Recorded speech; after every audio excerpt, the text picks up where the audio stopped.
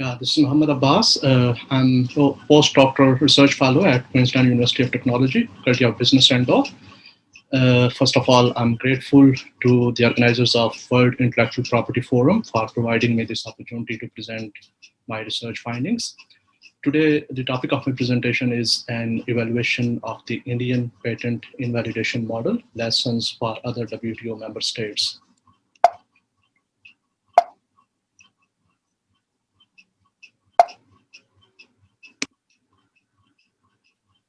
So first of all, what is patent invalidation or patent opposition? The definition of patent opposition has not been provided either in international treaties or in national patent laws. According to the Medicines Sans Frontiers MSF, patent opposition is a general term to refer to the ways in which it is possible to challenge the validity of a patent both during the period when a patent application is being reviewed and after the patent has been granted. The patent opposition is a time-bound administrative process within a patent office for third parties such as competitors, suppliers, or customers of the patentee to raise arguments and provide evidence against the validity of a patent. So this procedure is different from court litigation. This within the patent office, and it is time efficient and cost efficient as compared to court litigation. Why patent opposition? Because it is patent opposition is important because of its time efficiency, because opposition proceedings are time bound proceedings. Cost efficiency, because opposition proceedings involve less cost as compared to court proceedings.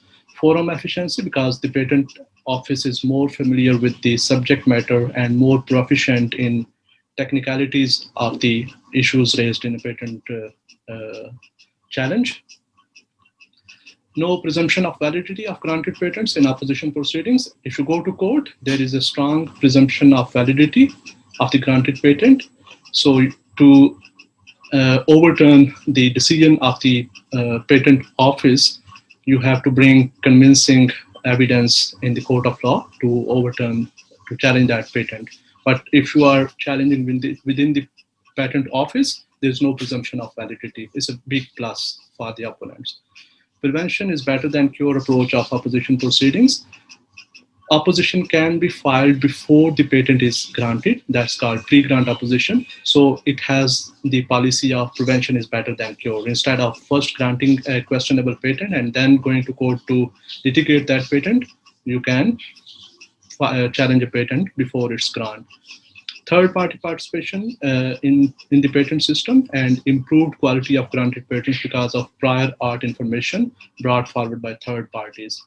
So the Patent Opposition Forum provides a viable forum for third parties to bring any prior art information that's in their knowledge that was not submitted to the patent office by the patent applicant. So in a viable manner, they can bring the additional information in the knowledge of the patent examiner or the patent office. Less retaliation as compared to compulsory licensing. Compulsory licensing is one of the TRIPS flexibilities, but it has been noted that the use of compulsory licensing has been an issue because of the political and economic retaliation of the big powers and the pharmaceutical companies, as compared to compulsory licensing that is possible only when the patent has already been granted.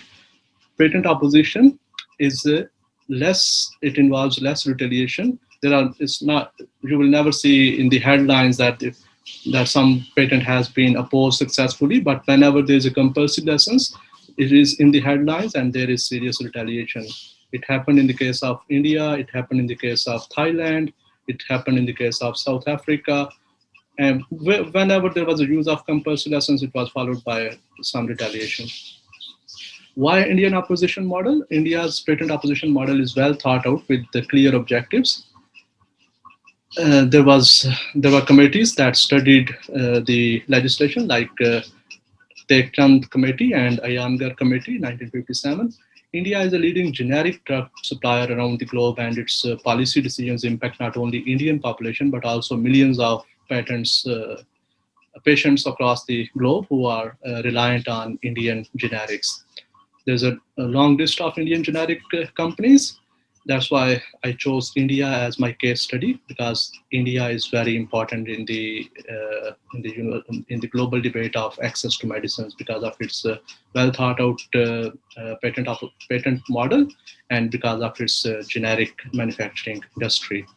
India has a vibrant and proactive civil society that is capable of mounting pharmaceutical patent oppositions. This is the third factor, that India has a vibrant and proactive civil society. Because if you have patent opposition system, you need opponents to oppose the patents. So India has the opponents. There's like INP plus, DNP plus, Lawyers Collective, and others. Access failures of the current patent model. The current patent system allows companies to charge the price that the market will bear and not a price related to actual R&D and production cost. For instance, in the USA, Gilead has priced hepatitis C drug Sofosbuvir at US $84,000 for a standard 12-week course of therapy. This extraordinary price is clearly not a function of R&D cost or cost of production.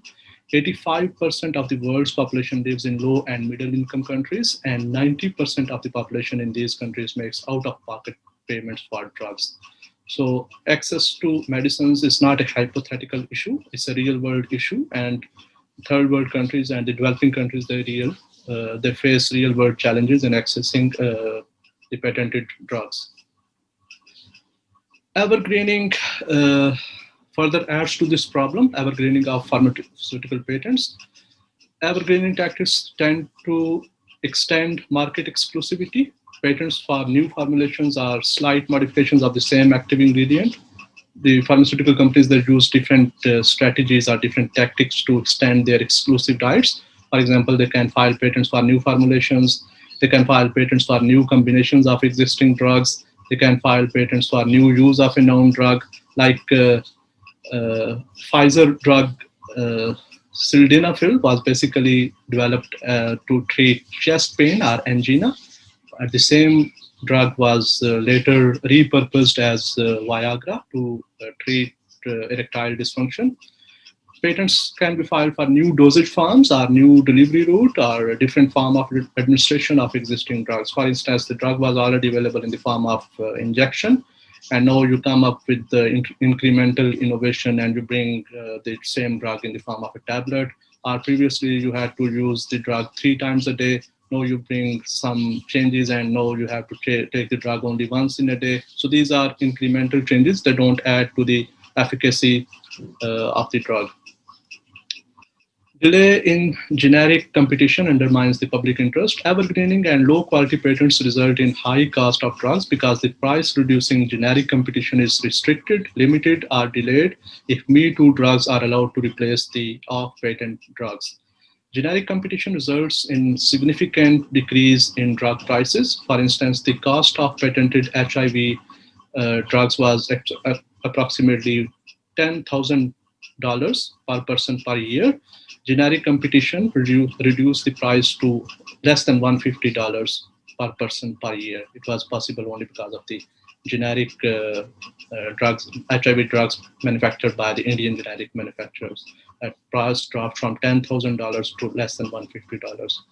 So, but evergreening and low quality patents, they can delay the generic competition. India's unique approach to control the number of drug patents. India designed a well thought out patent opposition model. India used TRIPS flexibility under Article 27.1 to define patentability criteria and raise the substantive threshold standards for patentability under Section 3D and Section 2JA of the Patents Act. India used another TRIPS flexibility under Article 41.2 to design patent opposition model and linked Section 3D and Section 2JA with its patent opposition proceedings.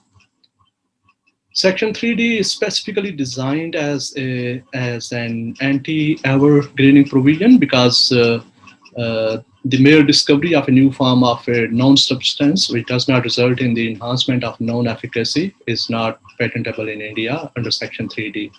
Section 2JA defines inventive step as a feature of an invention that involves technical advance as compared to the existing knowledge or having economic significance or both, and that makes the invention not obvious to a person skilled in the art. India has raised the bar twice to narrow down this class of innovations that may be patent eligible in India. So India has made a good use of the flexibility provided under the TRIPS agreement to define the patentability criteria within the national jurisdictions. And how India linked this flexibility with another flexibility. So one is substantive flexibility to define the patentability standards, and another is procedural flexibility to design a patent opposition model. So India made use of both flexibilities and linked these flexibilities. In India, patents can be opposed on the ground that the subject of any claim of the complete specification is not an invention within the meaning of this act or is not patentable under this act, under Section 25(1)(f) and Section 25(2)(f) of the Patents Act. Section 3D provides a notable exception to patentability. So Section 3D is linked with the patent opposition model under Section 25(1)(f) and Section 25(2)(f). In India, patents can be opposed on the ground of obviousness or lack of inventive step, under Section 25(1)(e) and Section 25(2)(e) of the Patents Act. Section 2JA defines inventive step. Section 3D and Section 2JA are therefore an essential part of the Indian patent opposition mechanism. India has made the right choices because Section 25(1)(f) and Section 25(1)(e) provide the most common and the most successful grounds of drug patent opposition in India. India made the right choice. Let's conclude this discussion. India made the right choice by providing ex-parte pre-grant opposition procedures as a preemptive safeguard against ever-cleaning of drug patents and low-quality patents in general. India's pre-grant opposition proceedings provide a less formal and less costly means of gathering crucial information from third parties. India smartly linked its unique substantive threshold provisions like Section 3D and Section 2JA with its procedural safeguard of patent opposition. This approach is in line with India's national interest, domestic needs, and constitutional public health obligations. Other WTO member states, especially low and middle income countries, need to learn from India. Thank you so much for your patience. If you have any questions, comments, suggestions, please use the chat box. I will love to respond to your queries and comments. Thank you so much.